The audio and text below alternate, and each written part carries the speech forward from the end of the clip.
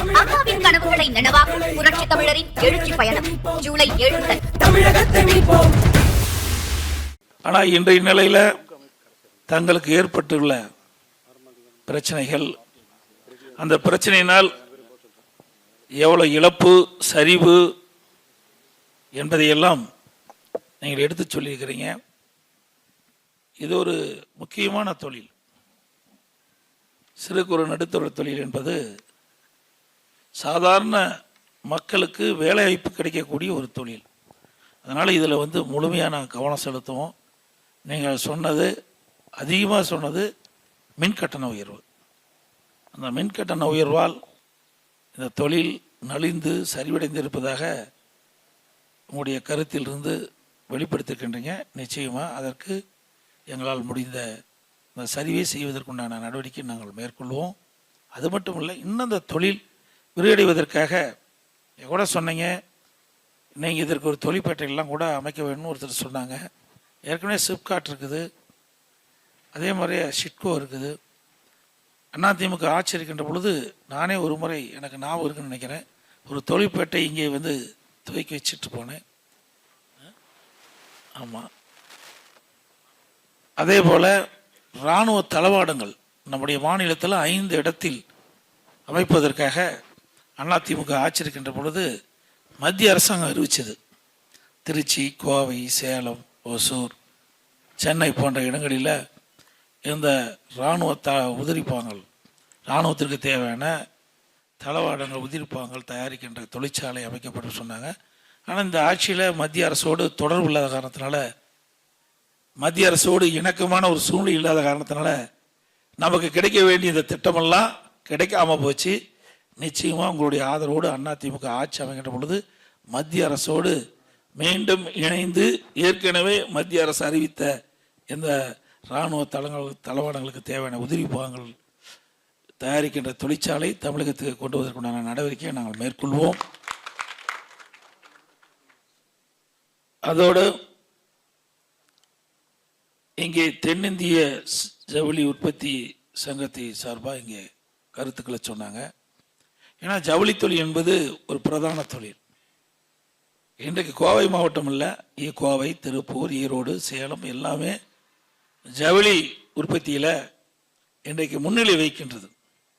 எவ்வளோ சொன்னாங்க, இந்தியாவிலேயே 60% இந்த நூற்பாலை இங்கே தான் இருக்குது.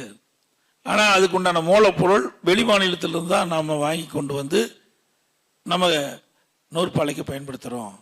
பருத்தி உற்பத்தி மிக மிக குறைந்து 5% ஆகிட்டுது. அது காரணம், நானும் விவசாயி இருக்கிற காரணத்தினால பருத்தி போட்டால் வேலை செய்கிறதுக்கு ஆள் வர மாட்டேங்கிறாங்க. பருத்தி எடுத்து அது சாதாரண விஷயம் இல்லை. நான்லாம் சிறு வயதாக இருக்கின்ற பொழுது எங்களுடைய தோட்டத்தில் பருத்தி நாங்கள் உற்பத்தி பண்ணியிருக்கிறோம். அந்த பருத்தி செடி வச்சு அதை பாங்கு பார்க்கணும்.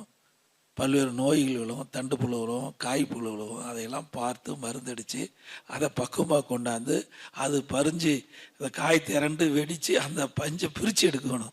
இப்போல்லாம் நம்ம பகுதியில் நவீனமாகி விட்டுது. ஏன்னா அந்த தொழிற்சாலை அதிகமாக வந்ததுனால, வேலைவாய்ப்பு அதிகமாக கிடைக்கிறதுனால, அதற்கு போதிய ஆட்கள் இல்லாத காரணத்தினால தான் இந்த பருத்தி உற்பத்தி செய்கின்ற நிலை குறைஞ்சி போச்சு. நான் முதலமைச்சர் இருக்கும்போது கூட இதுக்கெல்லாம் நாங்கள் ஆய்வு செஞ்சோம். நமக்கு நூற்பாலைகள் அதிகமாக இருக்கின்றது, பஞ்சு தேவை அதிகமாக இருக்கின்றது. மற்ற மாநிலத்தை நம்பித்தான் இந்த தொழிலே தமிழகத்தில் இருக்கின்றது. இதுக்கு மாற்று வழி கண்டுபிடிப்பதற்கு என்னென்ன வகையில் நாம் செயல்படுத்த வேண்டும் என்பதெல்லாம் ஆய்வு செய்கின்ற பொழுதுதான் இதில் வேலை வாய்ப்பு கிடைக்கின்றது என்பது நம்ம ஒரு குதிரைக்கொம்பா இருக்குது. இன்னும் நிறைய நான் உள்ளே போக முடியாது. ஏன்னா நான் தேர்தல் இருக்கிறதுனால நிறைய விஷயங்கள் உங்களோட பகிர்ந்து கொள்ள முடியாது. அது என்னென்னு உங்களுக்கு தெரியும். வேலை ஆட்கள் எதனால் கிடைக்கவில்லை என்பது உங்களுக்கெல்லாம் தெரிஞ்ச விஷயந்தான். அதனால் நான் அதில் போய் ஆழமாக கருத்து சொல்ல முடியாத சூழ்நிலை. இருந்தாலும் நீங்கள் சொன்ன மாதிரி இதில் டெக்னாலஜியெல்லாம் நாங்கள் வெளிநாட்டில் என்ன டெக்னாலஜி பயன்படுத்துகிறாங்க, விவசாயிகள் பயிரிட்ட அந்த பருத்தி சாகுபடியில் அந்த பஞ்சை பிரித்து எடுக்கிறது தான் பிரச்சனை. செடி வளர்க்குறது கூட பிரச்சனை கிடையாது. அதுக்கு நிறைய ஆட்கள் தேவை. அதுவும் காலை நேரத்தில் போனால் தான் அந்த சருகு ஒட்டாமல் அந்த பருத்தி அப்படி எடுக்க முடியும். இல்லைன்னா வெய்ய நேரத்தில் எடுக்க முடியாது. அதனால் இதுக்கு நவீன முறையில் இந்த பஞ்சு எப்படி எடுக்கிறது அதையெல்லாம் கூட நான் ஆய்வு பண்ணோம். அதோட இந்த பஞ்சுக்கு கலர் அது பார்த்தீங்கன்னா இப்போ நமக்கெல்லாம் அந்த சாயப்பட்டு வைக்கிறதுனால பல பிரச்சனை, மறுசுழற்சி செஞ்சு விட வேண்டியிருக்குது. நீதிமன்றத்தில் நிறைய போய் வழக்குகளாக இருந்தது. அதனால் நீ சைனாலாம் பார்த்தீங்கன்னா அப்படியே அந்த பஞ்சிலே கலர் வந்துடுது. அதையும் பார்த்தா அதுலேயும் பல பிரச்சனை இருந்தது. இப்படி ஆய்வுக்கு உட்படுத்தப்பட்டு ரிசர்ச் பண்ணி இந்த பருத்தி உற்பத்தியை எந்த அளவுக்கு அதிகப்படுத்த வேண்டும் என்ற நிலையெல்லாம் நாங்கள் முதலமைச்சர் இருக்கும்போது ஆய்வு செஞ்சோம்.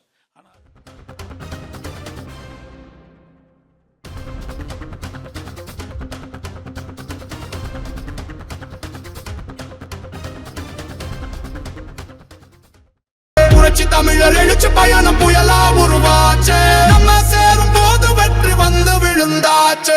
மக்களை காப்போம், அம்மாவின் கனவுகளை நனவாக்கும் புரட்சி தமிழரின் எழுச்சி பயணம் ஜூலை 7 முதல். தமிழகத்தை மீட்போம்.